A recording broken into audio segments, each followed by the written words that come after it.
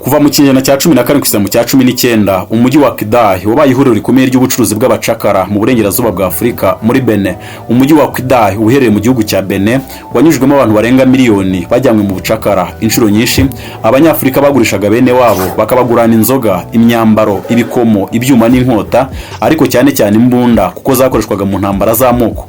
Intangiriro y'umubabaro, agahinda ko gutandukanywa n'imiryango ubuziraherezo, ivuka ry'umugabane utuwe n'abazungu n'abirabura Amerika. Nkwaye ikaze muri iki kiganiro aho tugiye kweruka ku bucakara bwa kera nuko muri iki gihe bugikorwa, ariko bukaba bwarahinduye isura. Ababukoresha n'ababukoreshwa babaye benshi kuruta ba kera. Kora subscribe kandi ufungure inzogera niba uri mushya kuri channel yacu. Kora like niba ukunze ibyo dukora, kandi ujye muri comment duhe igitekerezo cyangwa tubaze ikibazo. Ikaze mu kiganiro cyacu.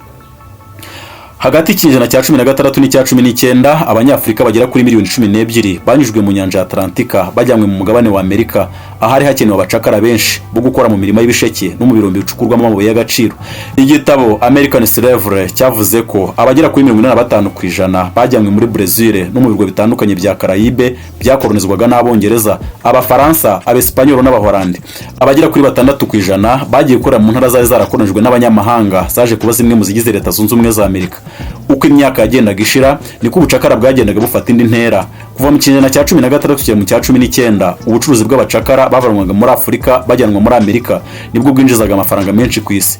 Ishami ry'umuryango w'abibumbye ryita ku burezi, ubumenyi n'umuco UNESCO ryavuze ko ugereranije abagabo, abagore n'abana bari hagati ya miliyoni 25 na 30 barashimuswe, baragurishwa.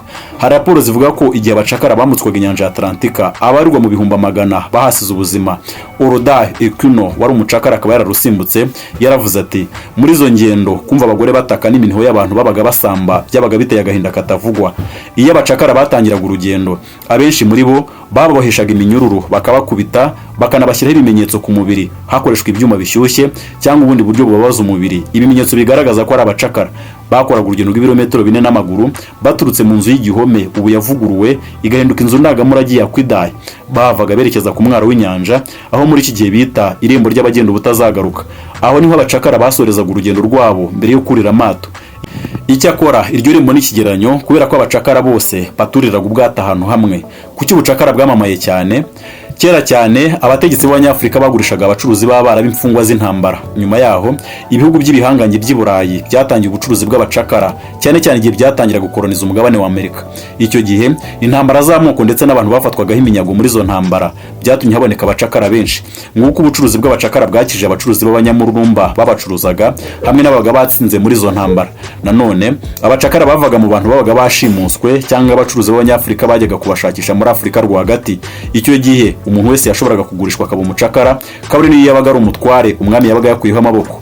Umucuruzi w'abacakara uzwi cyane yari umunyabrazil witwaga Francisco Felix de Souza. Mu mwaka wa 1888 de Souza yabaye umuyobozi w'inzu y'igihome yahuriragamo abacakara bose bagurishirizwaga mu kigobe cya Benin mu mujyi wa Kidal. Icyo gihe umujyi wa Kidal wagenzurwaga n'ubwami bwa Dahomey, ariko kandi de Souza yaje kugirana ikibazo n'umwami wa Dahomey witwaga Adandozane. Kubw'ibyo de Souza icyo gihe ushobora kuba yarari muri gereza yagambanye na murumuna w'umwami maze baza kumuhirika mu mwaka wa 1818. Nguko umwami mushya Gezo na de Souza wahise ashinga ubucuruzi bw'abacakara bagiranye umubano wabazaniye amafaranga menshi. Gezo yari afite intego yo kwagura ubwami bwe akoresheje intambara, kandi yari akeneye imbunda z'abanyaburayi kugira ngo abigereho. Ibyo byatumye ashyiraho de Souza kugira ngo amuhagarare mu mujyi wa Kidal maze ajye amufasha gukorana ubucuruzi n'abanyaburayi. Kubera ko de Souza ari we wenyine wari ufite uburenganzira bwo kugurisha abacakara muri ako gace ka Afurika, yahise agira ubutunzi bwinshi, kandi bidatinze isoko ry'abacakara ryari hafi yiwe rihinduka ihuriro ry'abacuruzi b'abanyamahanga n'Abanyafurika. Muri iki gihe iyo umuntu asuye umujyi wa Kidal muri Benin ashaka kureba inzira abacakara banyuragamo, ahera ku nzu y'igihome y'Abanyaportugal yavuguruwe. Iyo nzu y'igihome yari yarubatswe mu mwaka wa 1721 ubu yagizwe inzu ndangamurage yavuzwe mu ntangiriro y'iyi nkuru. Abanyagano babaga bagiye kugirwa abacakara barundanyirizwaga mu mbuga nini y'iyo nzu. Abenshi bahageraga bamaze iminsi barara amajoro bagenda n'amaguru kandi bahambiranyije iminyururu. Kuki bakoraga ingendo nijoro? Umwijima watumaga bayoberwa aho bari, kandi abashaka gutoroka ngo basubire iwabo bikabagora. Iyi itsinda ry'abacakara ryahageraga batezwaga cyamunara, maze abacuruzi bagashyira ikimenyetso ku bacakara batoranyijwe hakoreshwa ibyuma ndetse wenda bishyushye. Abacakara bo koherezwa mu mahanga bajyanwaga ku mwaro, aho ubwato buto bwabagezaga ku mato manini. Ikindi kintu kiranga amateka ubona iyo wasuye aho hantu abacakara banyuraga, nahahoze icyo bise igiti cyo kwibagirwa, arbre d'orbre. Ubu ahahoze icyo giti hubatse urwibutso. Abacakara bahatirwaga kuzenguruka icyo giti, abagabo bakizengurukaga inshuro 9 naho abagore bakakizenguruka inshuro 7. Bababwiraga ko icyo gikorwa cyatumaga bibagirwa iwabo, bityo ntibatekereze byo kwigomeka cyangwa gutoroka. Iyo usiye aho hantu abacakara banyuraga, nanone uhabona inyubako yubatse abantu tuzu tw'utururi twitwaga zomayi. Ubu tukaba tutakiriho. Ijambo zomayi ryerekeza ku mwijima wahoraga muri utwo tuzu twafashaga abacakara kumenyera ubuzima bubi, cyane cyane bari guhura nabwo mu ngendo bakoraga bapakiwe mu mato. Kandi koko bashobora kuba baramaraga amezi menshi muri utwo tuzu tw'utururi bategereje ko amata bajyana. Abagwaga muri utwo tuzu bahambwaga mu mva rusange. Icyakora urwibutso rwa Zomaci rwubatse aho ngaho rukaba ari ikimenyetso cyo kwihana no kwiyunga rurihariye. Abakomoka ku bacakara n'abakomoka ku bacuruzaga abacakara bahurira aho hantu buri mwaka muri Mutarama, maze bagasabira imbabazi abakoze ibyo bikorwa by'akarengane. Ahantu hanyuma umuntu asura iyo bamutembereza ni urwibutso bise irembo ry'abagenda ubutazagaruka, Porte de non retour. Rukaba rwibutsa abantu ibihe bya nyuma abacakara bamaraga ku butaka bwa Afurika, kuko babaga babizi ko batandukanijwe n'imiryango yabo naho bakomoka ubuziraherezo.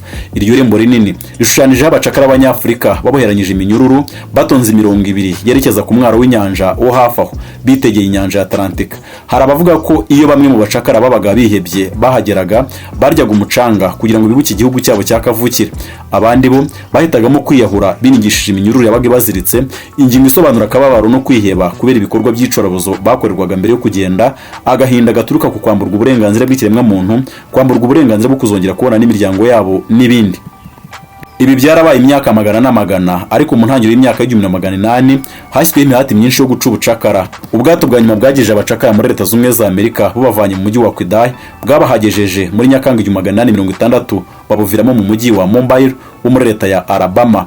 Icyakora ntibamaze igihe kirekire muri ubwo bucakara, kuko umwaka w'1863 Leta Zunze za Amerika zatangaje ku mugaragaro ko ubucakara buciwe. Ubucakara bwacitse burundu ku mugabane wa Amerika mu mwaka w'1888, igihe igihugu cya Brazil nacyo cyatangazaga ko ubucakara bucitse. Ikintu kigaragara cyane ubucakara bwagezeho nuko Abanyafurika bakwirakwiye hirya no hino ku isi. Ibyo bikaba byaragize ingaruka ku mubare w'abaturage b'ibihugu byinshi byo ku mugabane wa Amerika n'umuco wabyo.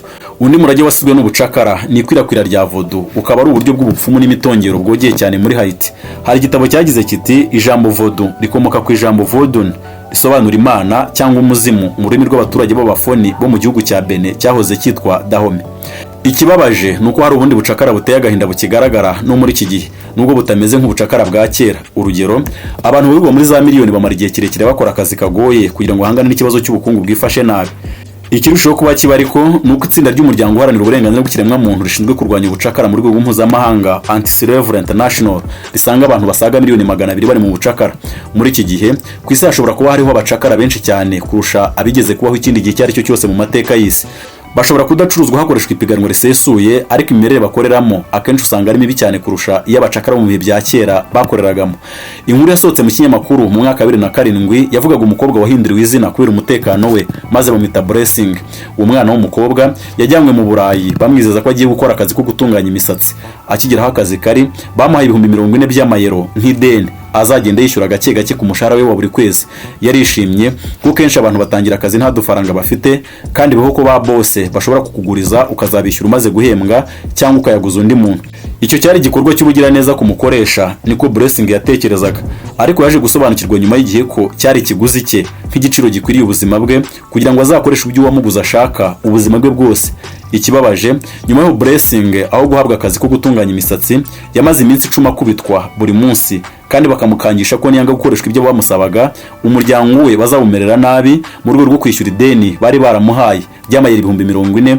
Icyo gihe akaba yarabarwaga muri miliyoni zirenga 35 z'amanyarwanda. Ibyo byatumye yemera gukora akazi k'uburaya, ibyo gutunganya imisatsi abyibagirwa cyo. Blessing yagombaga kujya akorera amayero ari hagati ya 200 na 300 buri joro kugira ngo yishyure nyirabuja ideni ry'amayero 40,000. Ibyo bivuga ko yagombaga gukorera amafaranga y'amanyarwanda ari hagati y'U175 na 260 buri joro kugira ngo azishyure ideni rirenga miliyoni 35 ry'amanyarwanda tubaje ku gaciro k'iyero icyo gihe. Yaravuze ati, hari igihe natekerezaga gutoroka ariko nkatinya ko bagira nabo umuryango wanjye, nari narabuze icyo nakora n'icyo nareka. Icyo kibazo gisangiye n'abandi bantu bagera kuri miliyoni 4 hirya no hino ku isi bashuye mu bikorwa by'uburaya.